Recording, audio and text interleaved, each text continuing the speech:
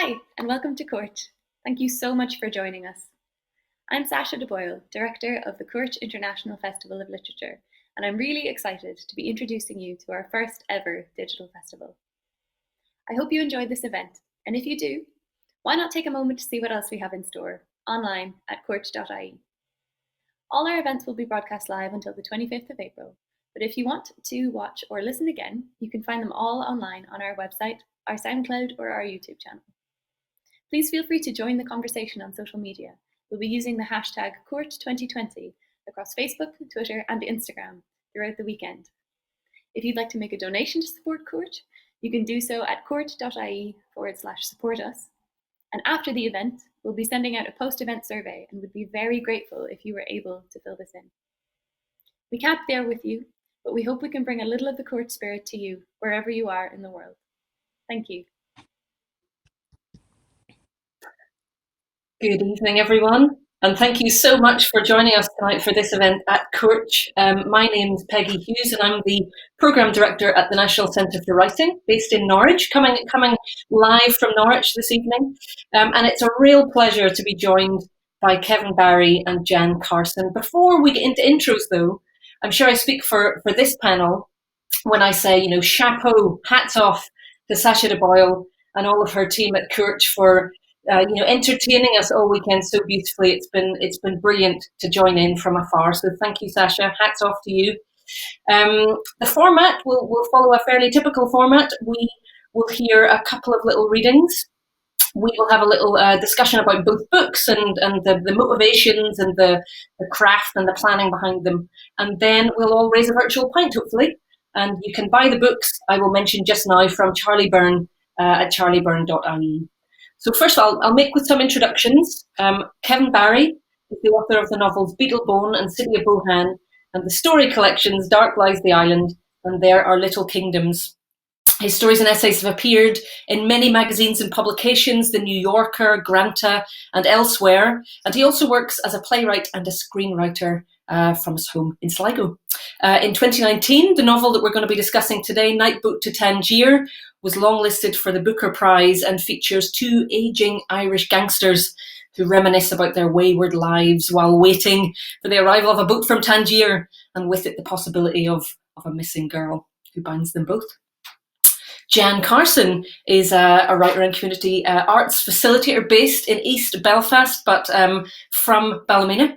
Her debut novel, Malcolm Orange Disappears, and short story collection Children's Children were published several years ago, and a micro-fiction collection, Postcard Stories, was published by the Emma Press in 2017. But today we're going to be talking about Jan's wonderful novel, The Firestarters, which was published by Doubleday last year, just this time last year actually, Jan, just 1 year ago, and it subsequently won the EU Prize for Literature for Ireland in 2019. And it's a story of Belfast ablaze, of trouble and troubles, and family relationships and all sorts. So I'm very excited to be here and to be joining them. First of all, guys, how are you both? How are you? Good. Can I mention our costume coordination for a start? They're not going to believe that this is completely unplanned, but it's definitely the band got back together, isn't it? And we need to have a band name, I think, decided on before the end of the session. Okay, so we just say that. But otherwise, I'm fine. I'm good. I'm in my usual splendid isolation in County Sligo. I am similar. I to be honest, Kevin, I don't know that we're a band so much as a touring trip of French mime artists tonight. Very nice. Yes. Yeah. So maybe a French name. Yeah, we. I'm in East Belfast by myself as per usual. Reading a lot, muddling through. Looking forward to hugging a real life person very soon, hopefully. I did hug a dog yesterday, so that was nice. Good. Better than nothing. Sinead Gleeson in her session yesterday, it was a lovely session with Sarah Bauman. She was just saying about that new kind of quiet that has fallen on us. So it feels like an strange, eerie. Is that a creative time for you, Kevin? That kind of slightly snowfall-like quiet, would you say? Yeah, I mean, I live in a very rural place, so it's kind of always quiet. But like it's interesting when you hear people talk about, oh, I can hear the bird song, I can hear the river going past, and all of that, and the wind, and of course, really, what happens when the world goes very quiet, what you can really hear is yourself, you know. And that can be quite disconcerting, you know, because usually the noise of our everyday lives and our work and our ambition, when that whole edifice falls away, you're left with the kind of raw material, really, you know, and it can be quite a shock to yourself when you kind of home in on yourself in the raw, you know, if I can put it that way. So it's yeah, it's an interesting time. I think, like, I'm going to the desk every morning. I'm showing up and I'm punching the clock, but it's the numbers aren't good. Word count is definitely down. Page count is down. Like, when you're writing, you're working from your subconscious usually when you're writing fiction or poetry or whatever it is, and you know, it's interesting. We're all having such strange, vivid dreams, and dreaming also comes from our subconscious, so it's obviously affected, you know, by this kind of slightly rattled, kind of mood swingy state we're all in. I'm not letting it affect what's on the desk, the story that I'm working on, or anything like that. I think it's a mistake to rush in and think everything now has to be about coronavirus and pandemics and all of that. You know, this will pass, and we'll be back to our usual thing. But it's yeah, it feels like a lucky thing to be a writer at the moment, because it's something that you do anyway from home, and the texture of the day isn't very different from usual. I go to the Super Value in Boyle once a week instead of 4 or 5 times a week, and that's about the only change at a day-to-day level, you know. Jan, what about you?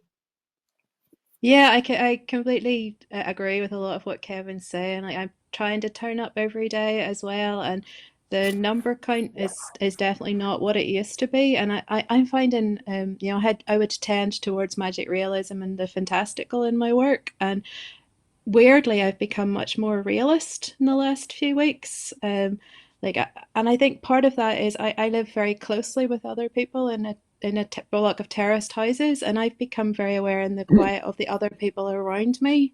So I'm much more aware of my neighbours, the shufflings that go on next door, and the coughing, and the sound of things, and the small bits of conversation you have over the fence. And so I think it's made me more observant of it's like the walls of your imagination come in, and you have to pay much more attention to what's right in front of you at the minute. So I find that definitely. And I guess for me, kind of agreeing with Kevin a lot, like productivity is my coping mechanism. And I think at the minute there's been a lot of people saying, you know, don't feel the pressure to be productive. And I absolutely agree. If that's not helpful for you, don't force yourself to do it. But for me, if I did stop turning up every day, I think I would really start to unravel. So the productivity has kind of helped me now. Whether it's any good or not, I haven't a clue. But just to keep turning up every day really helps. Yeah, brilliant. Well, Jan, we're going to come to you first and to the Firestarters, and we are going to hear a little reading from each of you, which will be lovely. But before we do that, I wonder if you could just outline for us, I guess, this starting gun, if you like, for this book, the origin story of the Firestarters, and I guess the weather in which it was written, the sort of circumstances at the time that you were writing it. Well, the weather that it was written would be rain, because it's always raining in Belfast. But no, seriously, I guess the book came from, it's kind of an exploration of the symbols and the processes and the routines and culture around loyalism, and particularly in the north. And the idea came from being in Washington DC and giving a short talk about my work, and reading from an essay, a non-fiction essay, about the bonfires, the big huge pyres they build on the 11th night before the 12th of July parades. And somebody in the audience thought that this was an example of magic realism, in kind of in conjunction with all of my other work. And I had to explain to them, no, these 60 and 70-foot bonfires really exist. And it sparked this thing in my head of beginning to look at what I would call larger than life and absurd. And I always say I don't mean absurd in the funny way, I mean absurd in the kind of Beckett sense of absurdism. symbols that are attached to loyalism, the red hand of Ulster, the King Billy on his white horse, these bonfires, and I just thought there was a lot of scope, a lot of potential there for magic realism. And the fantastic hasn't often been used to analyse the politics and culture of Northern Ireland, so I thought there was a wee space there. I've always read magic realism that engages with politics, Gabriel Garcia Marquez and Gunter Grass and Salman Rushdie. So that's, I guess, where the book came from, and also living in East Belfast as well. Is that to say then, Jan, that you almost had a reader in mind when you were writing it, because it had that sort of dual purpose of trying to allow people to understand a bit more about that whole culture in Northern Ireland, would you say? Yeah, I mean, can I be really awkward and say that the reader in mind that I had was me, as someone who Sure. grew up in a kind of Protestant tradition in the north, but didn't really see much of that experience reflected in the art and culture I grew up with. So I guess it always, two things. Whenever people respond to this book, I love to hear folks getting in touch and saying, I just wasn't aware of this culture. That's wonderful that they're learning. But it's almost even more heartening when you hear people saying, it was really wonderful to see in print a little snapshot of the world that I know so well. That's just wonderful. Why do you think that we've not seen so much of that culture in print? Where are the Gosh, writers of, where is that? there are loads of Protestant writers, and I'm being facetious when I say that there's, it's an unexplored territory. It's been explored incredibly well by Glenn Patterson and David Park, and just read Sam Hannah Bell's December Bride, which is a beautiful book I should have read years and years ago. We've fantastic Protestant tradition, writers who explore the tradition. Partly it was my ignorance, partly it was every generation of new writers brings a new voice to that story. And it's great that there are scores of young writers coming up now from that culture and that tradition who are engaging with those stories. So, my peers like Wendy Erskine and Lucy Caldwell and some of the poets like Stephen Sexton, it's fantastic. And hopefully there'll be more of it. Absolutely. Hear, hear. Well, let's hear a wee bit from the book, please. Could you just say, maybe give us the broad strokes of the plot and just this bit that we're going to hear from, maybe, if that's okay. Okay. It's a book set across the 3 months of the summer in Belfast, and ironically, it's actually a warm summer for a change, probably the only one that's happened in the last century.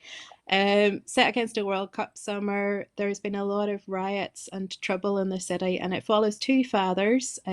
Sammy, who is ex-loyalist paramilitary and has just discovered that his son Mark is involved in instigating the riots and all of the politics that he has tried to remove himself from when he became a father.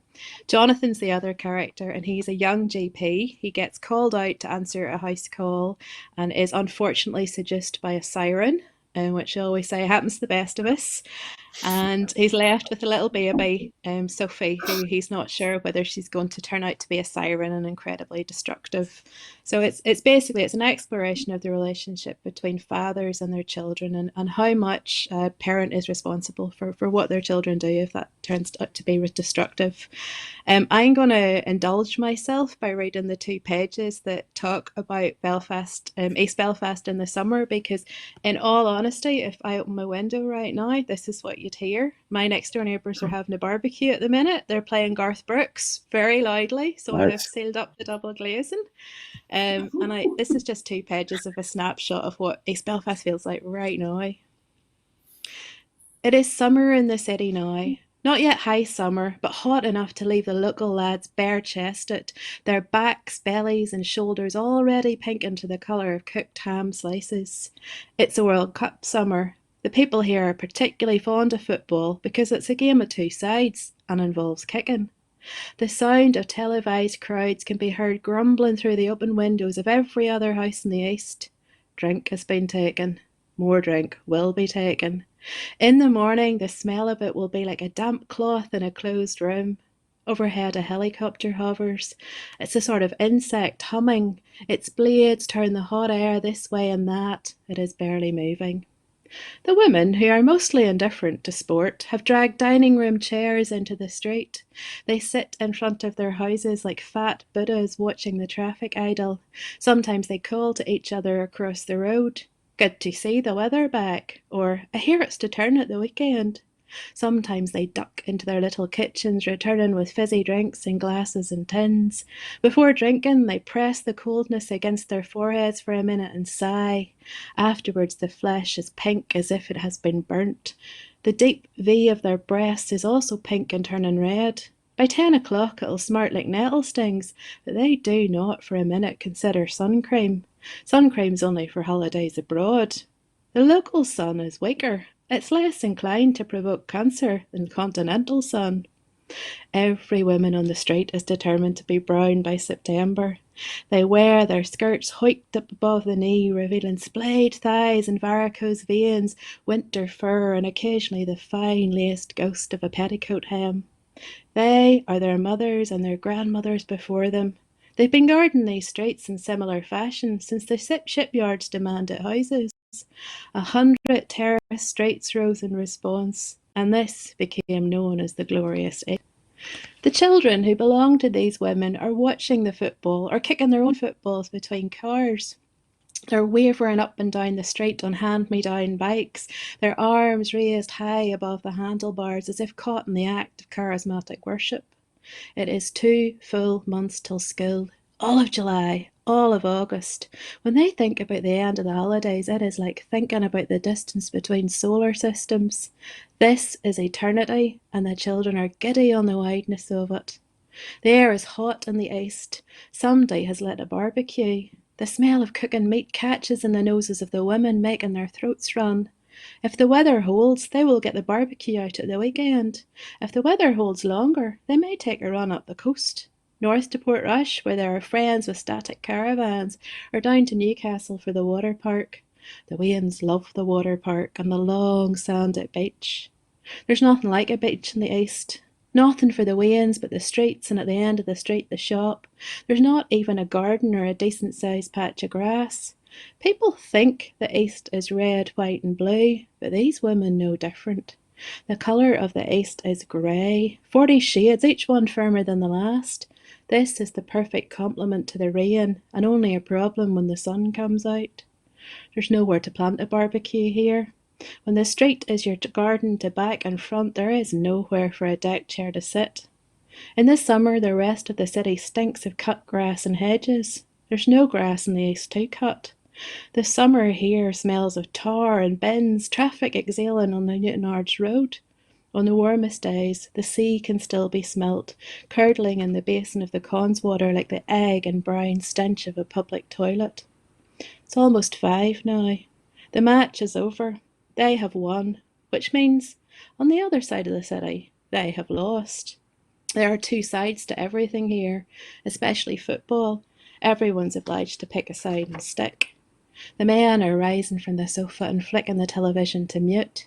What's for tea, they're asking the women. What's for tea yourself, the women are replying. They are saying this with sauce, one hand hipped and shoulders cocked to the left, like young girls in heels. In the east, a standoff precedes every meal.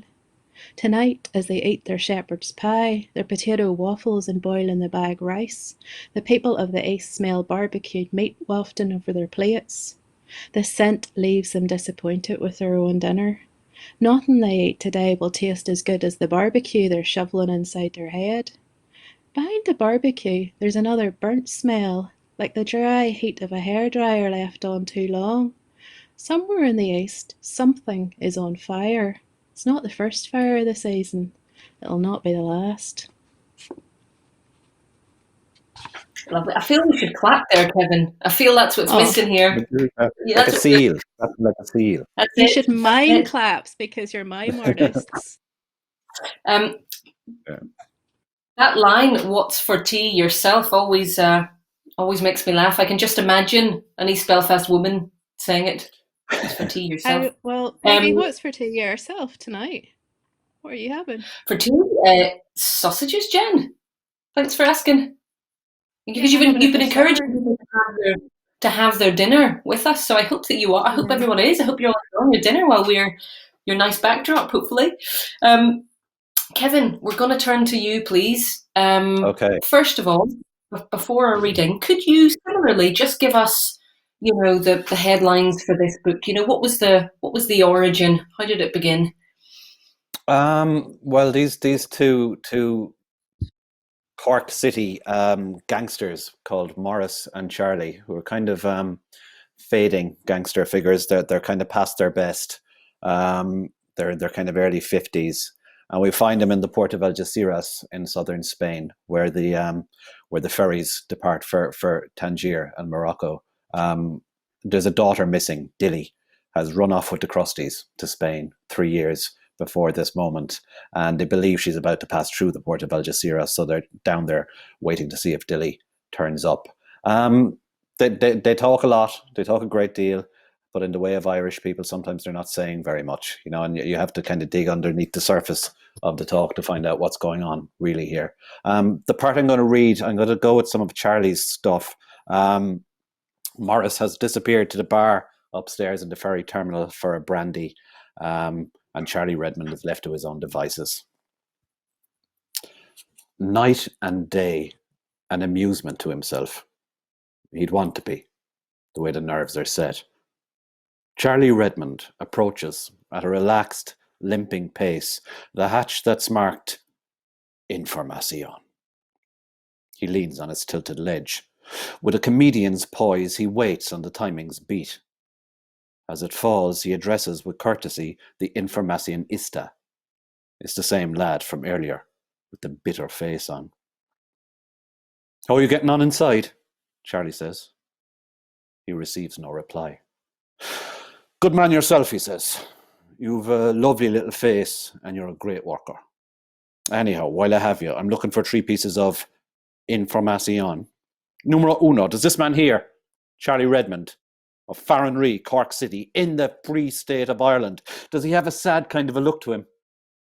He pauses with great interest, inclines his head, as if listening to the Informacionista's response, which is not forthcoming. I hear you, boy, he says. He turns to the terminal at large and addresses it with his arms wide, his palms turned up. He reckons so.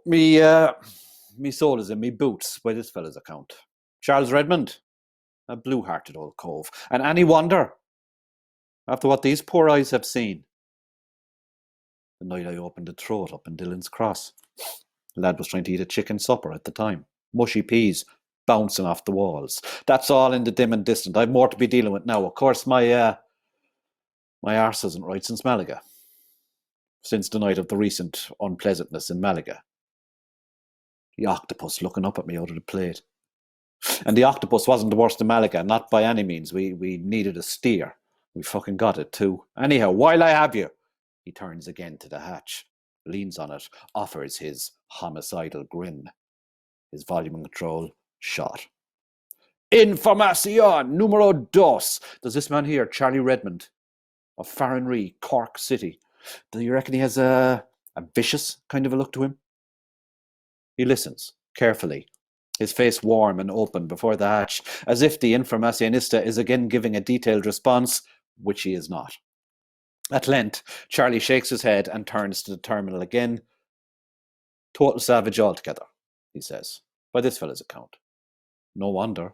Some of the lanes I've been down, all queer lanes. Tell you this, you would not want to see Charles Redmond coming at a peculiar hour of the night. Up in the north side estates, back in Cork City, the black eyes out in him. I'm talking about back in the day. I mean, I'm a pussycat now.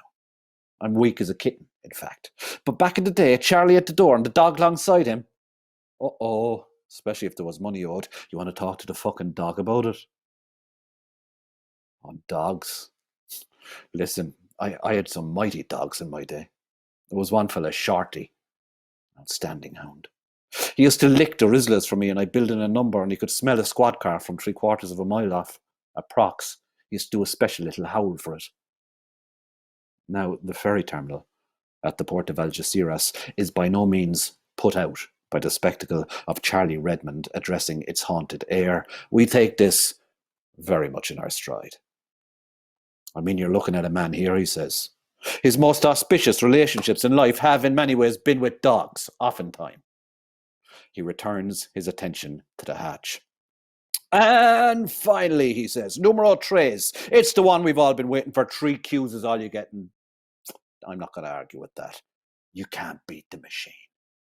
So finally, does this man here, Charlie Redmond of Cork City, Ireland, on the evidence of what you can see right now, just here, before thee, through your busy little masturbator's eyes, does this poor Charlie have the look of a man who's known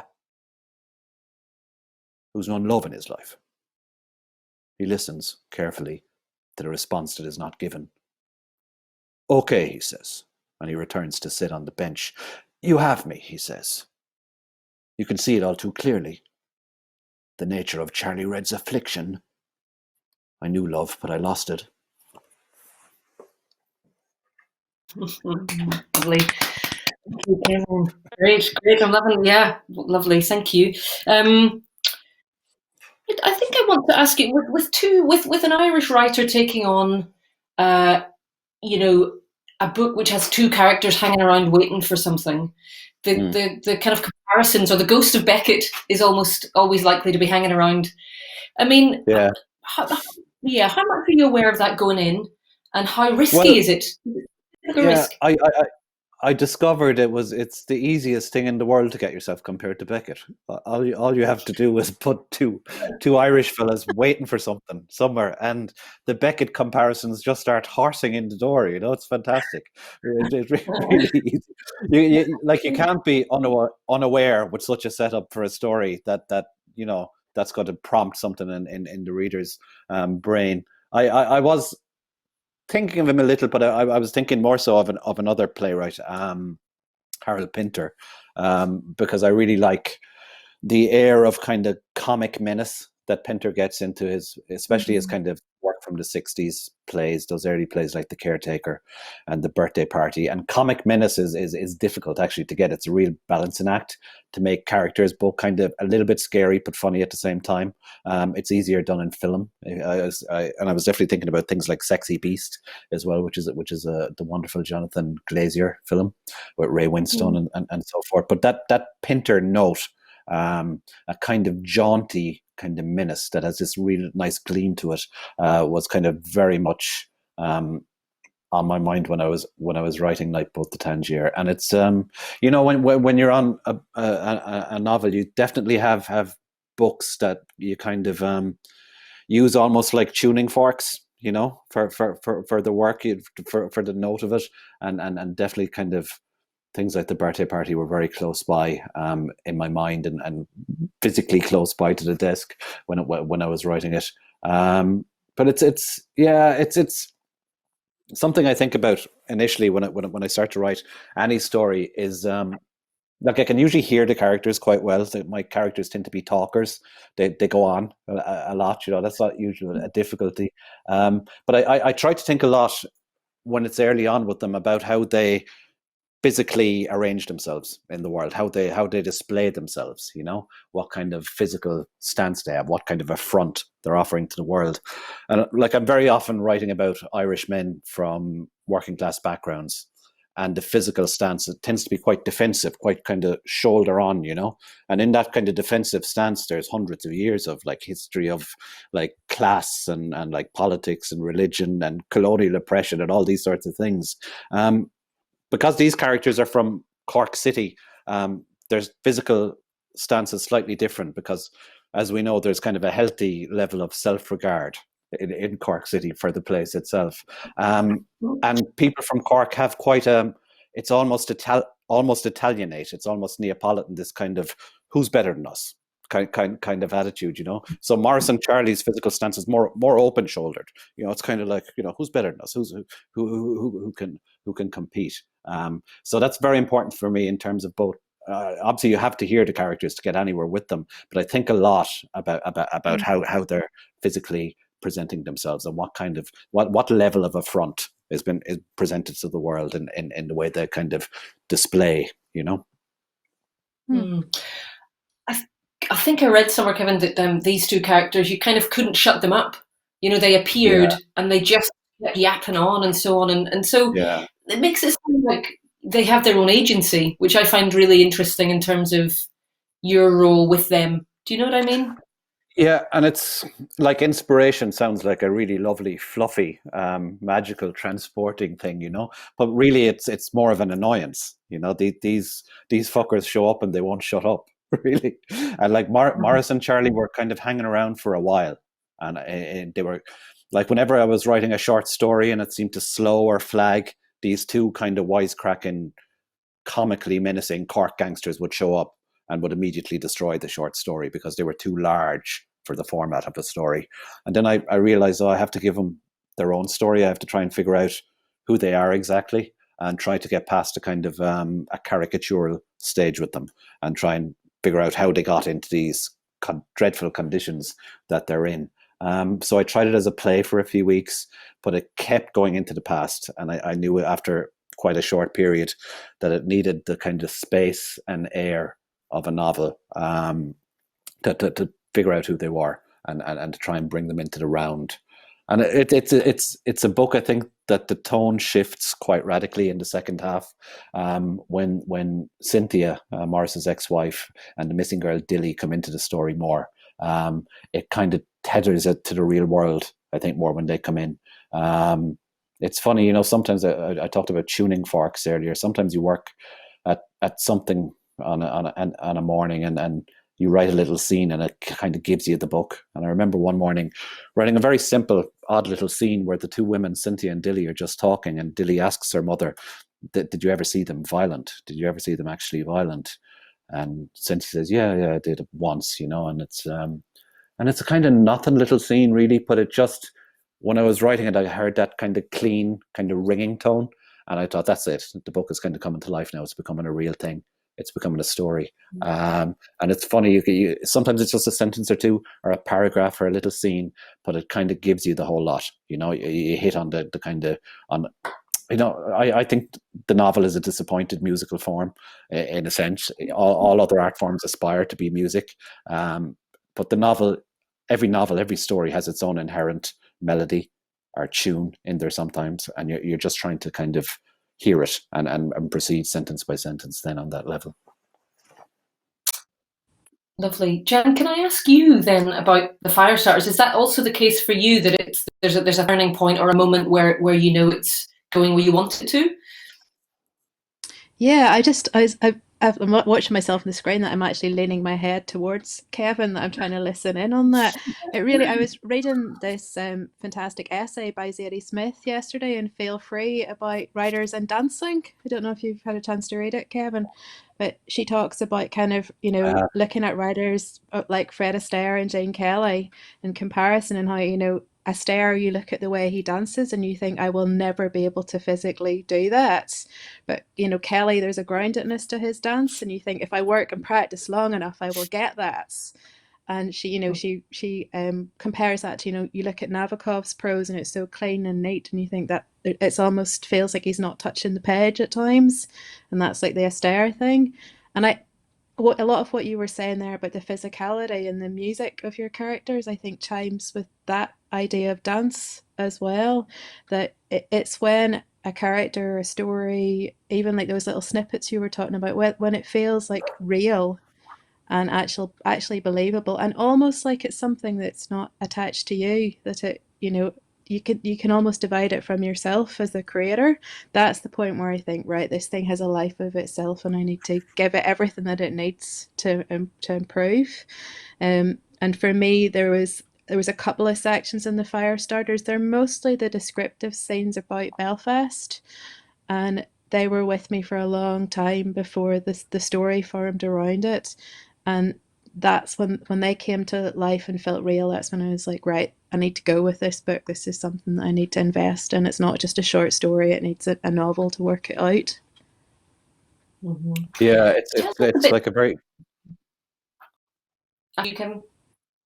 Yeah, it's a kind of a nice feeling sometimes when you kind of feel that you have to get yourself out of the way of the story. That's a very good sign that it's kind of that it's going somewhere and that it has legs. You know, you feel like, okay, I can kind of remove myself from the process a bit now. And it's very weird, but one of the worst things you can do, I find, with your fiction is think about it too much and kind of try and puzzle it out too much in your head, you know, because it all really forms back in the murky part at the back of your mind, in the subconscious, and you're just trying to kind of put narrative sense on those kind of dreamy kind of shapes and sounds and voices that come from back there. And it's often a case of kind of removing yourself from you're the blockage, you know, between what's back there and what comes out onto the page, and trying to trying to not worry about it very much, you know. I mean, all writers, I think, are naturally quite anxious people. You know, anxiety is kind of why we do it. We don't do it because we're happy and kind of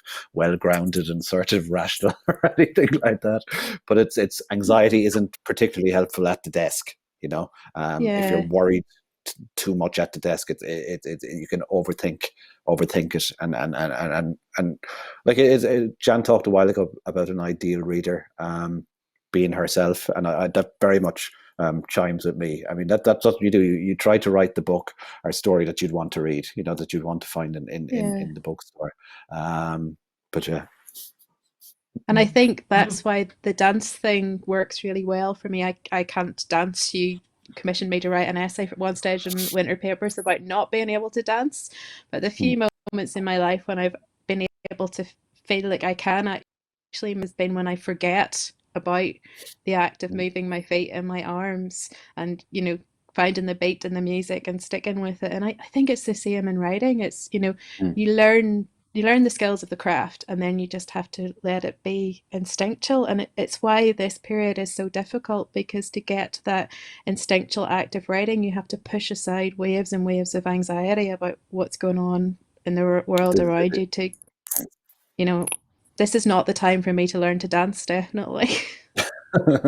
No, this is it exactly, isn't it? And sometimes when I talk about, you know, writing coming from the subconscious, people think I'm talking about some sort of Lady Gregory style thing where you're writing around a seance table, and it's not that at all. Even though I'd probably end up doing writing around the seance table like Lady Gregory at some stage. But it is just kind of, you know, trying to figure out your style or your voice.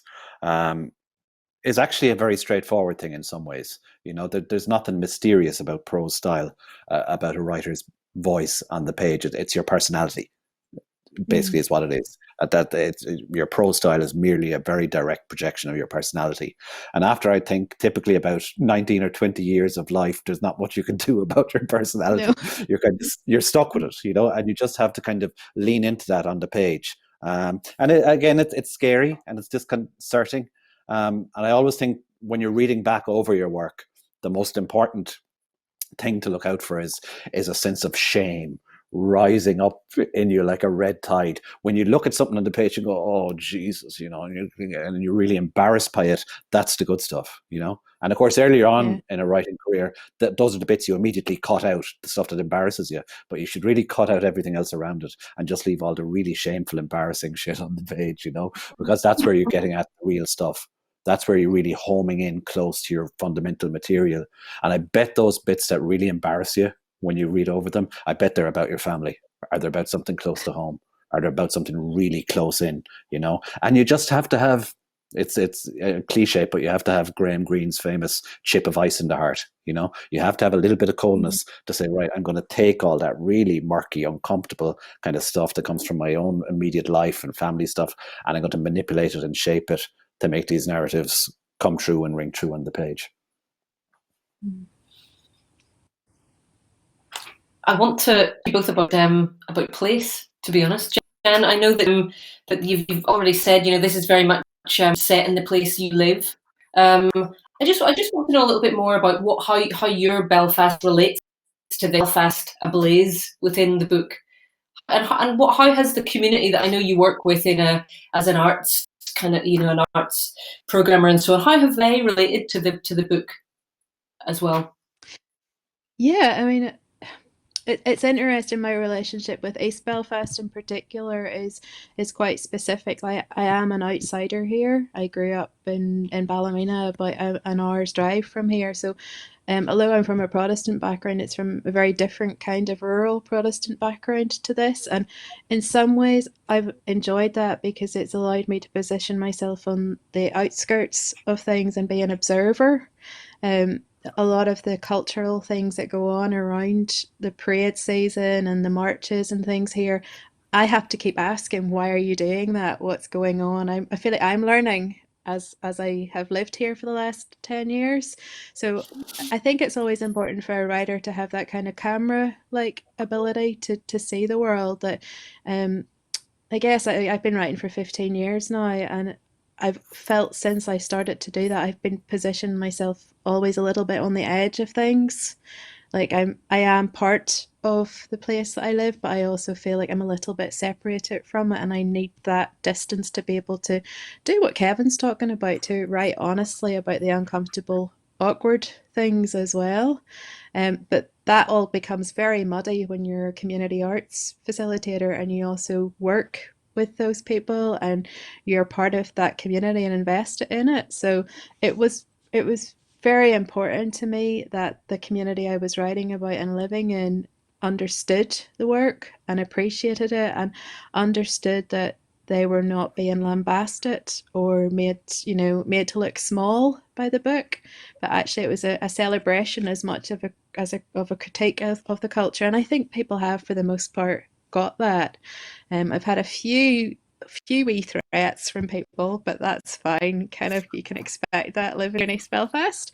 But I've also had dozens of people come up and say, "Yeah, that's you've got it. That's what Belfast or East Belfast is to me. I can picture it. I can see it out my front door, and that's really encouraging." Do you think, Jan, that kind of creates some of your impulse towards a kind of magic realism to maybe put some distance on the material? I found when I was Yes. I think, Kevin, yeah, yes, definitely. There's a safety mechanism that happens when you use magic realism. You put a buffer between yourself and the whatever it is you're trying to critique. And I've always felt that, and I think that all of those writers that I mentioned earlier, I think they did that as well. There were things they wanted to say, but they couldn't come straight out and say it. But I also think with me using magic realism, it's also showing this community the potential that's there for magic and beauty and wonder. You don't naturally associate East Belfast with wonderful, fantastical happenings. And yet, why shouldn't this culture be as charged with the possibility for the fantastic as, you know, Germany under Günter Grass or India under Salman Rushdie, or how Angela Carter wrote about England or whatever. The potential's here as well. They're people.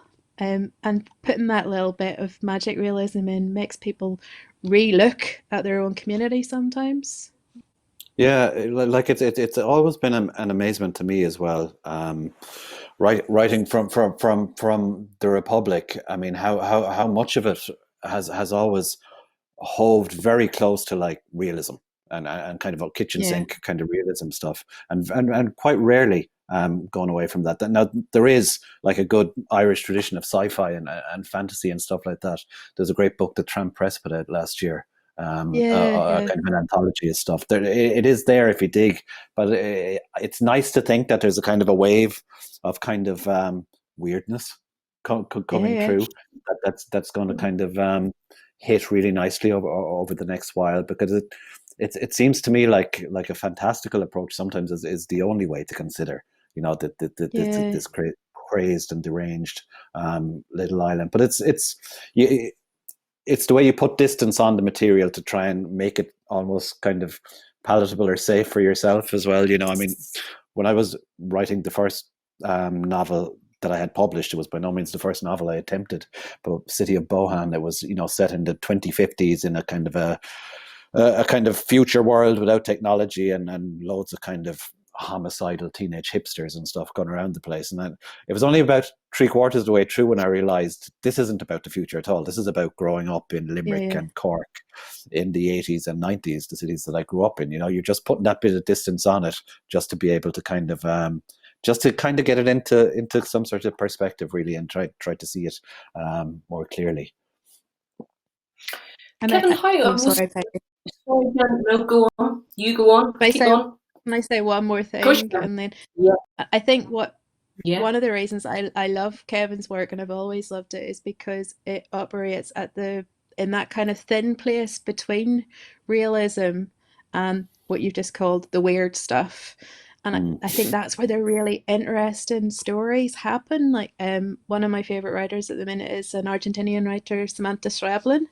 And I got to ask her this question about those books that I love the most: Picnic at Hanging Rock and The Turn of the Screw, and the kind of uncanny stories.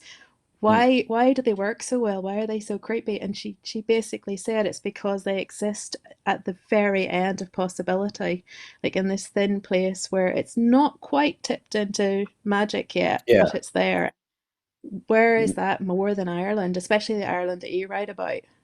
Absolutely, yeah. No, that very much resonates with me, and it's kind of I talk a lot about a place I call the cusp of believability.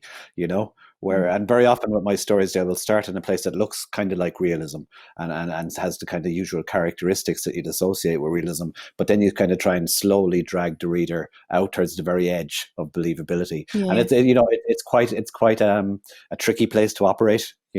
You're kind of telling tall tales essentially, and if you can just about get away with it, it's a very interesting place to operate. It's often a place also where kind of genres collide, where what we call literary fiction, which are the two dread words for me in the English language. I hear when they're put together, when I hear literary fiction, I think, oh Jesus, no, I can't.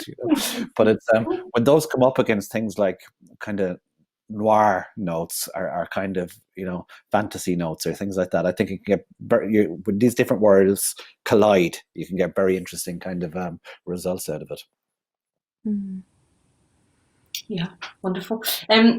I wanted to ask you both, and we'll come to you first, Jen, just about the tone, how you set that atmosphere and tone within the book. Kevin alluded to his book having kind of that suppressed comic menace stuff.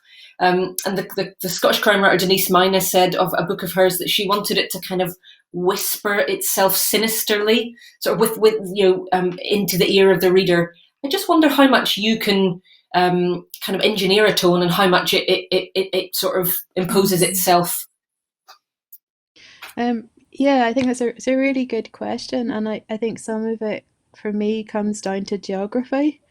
Particularly with this book, that idea of claustrophobia and suppression and the physical geography of East Belfast was really important. That what happens when a lot of people live closely on top of each other.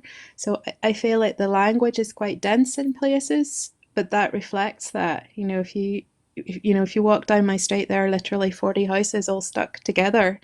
And so language bleeds through the walls and through the pipework and the backyards, and we all live on top of each other.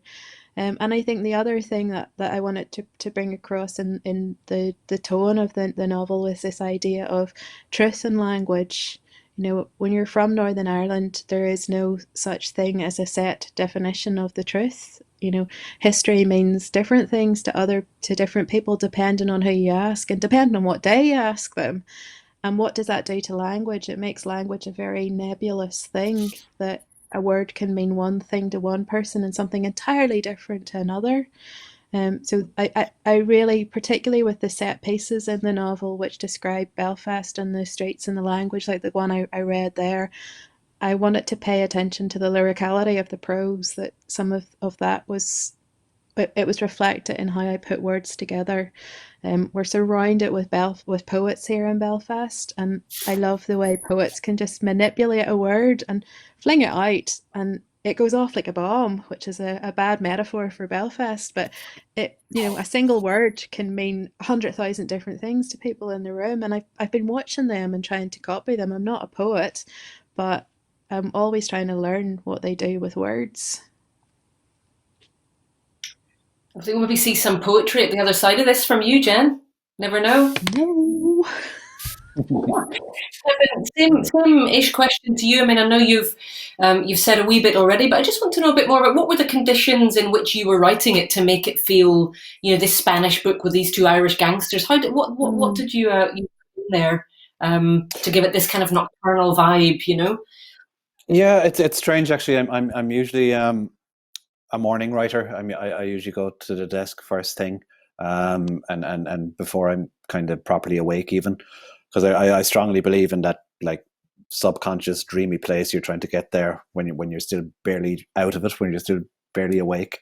But with this book, because Morris and Charlie were so very kind of insistent and loud in my head, I found I was sleeping really badly when I was writing the novel. I was like not just sleeping badly, but like sleeping hardly at all, like an hour and a half a night.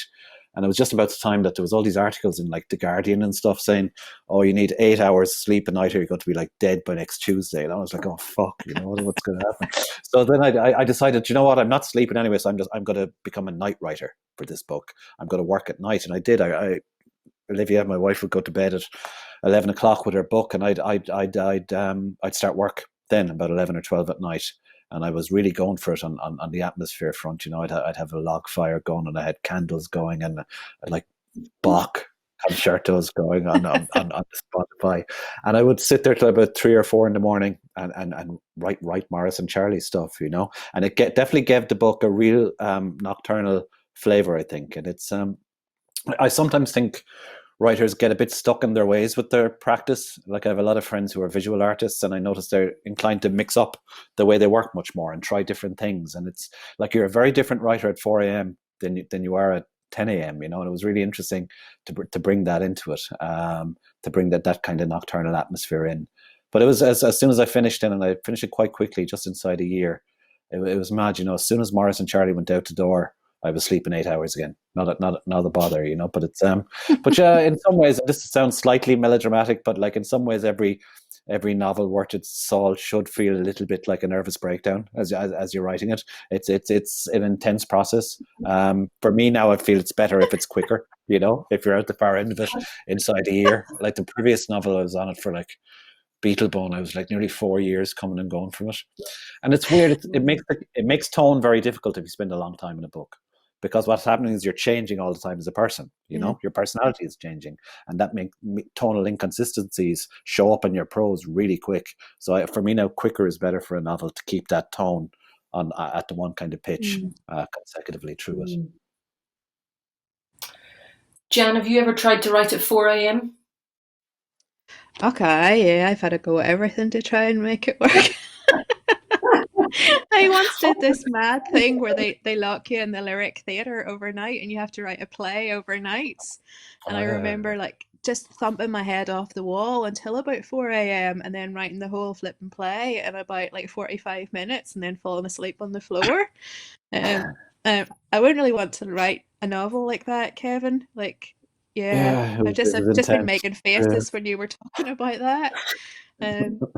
Don't know. I don't know if you're like me, but you can always sort of feel a novel coming on you. Like you're like, oh shit, I'm gonna have to start another one soon, and you all of that kind of stuff is ahead of you, and you're like, oh, could I not just be out the other end of it? Yeah, because it is like it is I kind of, this is an expression I overuse a bit, but when you say you're going into work as a writer, what you mean is you're about to crawl into your own nerves and kind of figure out what you can make out of that kind of mad anxiety and all that kind of stuff that kind of makes you need to write, to put such a. And like as a fiction writer, I think you're forever kind of aware that life is always hovering towards a condition of shapelessness, and senselessness. And the only thing that can make sense of it is to put narrative on it and give it that kind of narrative logic. And it's an amazement to me always how good we are at storytelling when we're dreaming.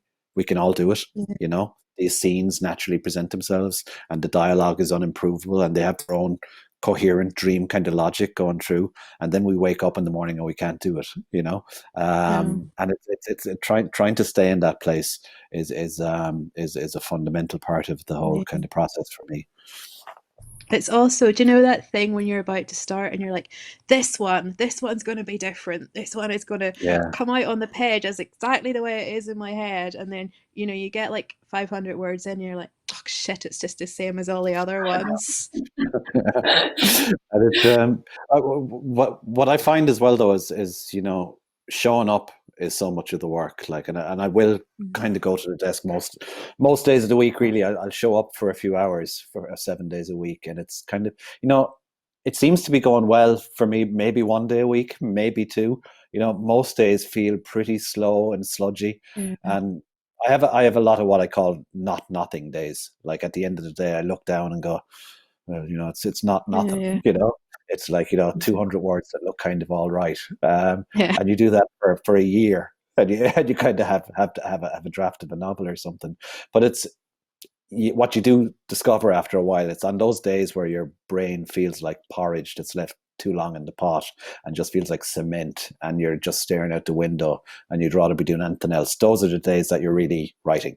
Those are the days when it's kind of percolating back in the subconscious, or composting, to use a gardening term. Those are when all those gases are starting to give off and make forms. But it's and there's no shortcut.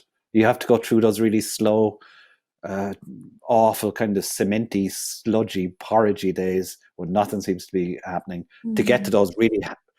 The only things that make it worthwhile are those happy days where suddenly you're kind of not aware of the clock, and you suddenly have 500 words down, and that they're going to go into the book, that they're kind of right, where the hand kind of feels guided as it's going across the page. And it's a weird kind of esoteric business, because it just seems to give you just enough of those moments to keep going and to keep going back to it. This is all desperately tantalising and makes me want to sort of, we're nearly at the finish, sadly, but I did want to ask Jan and then Kevin, just what are you working on now? What are we likely to see next? Do you want me to go first?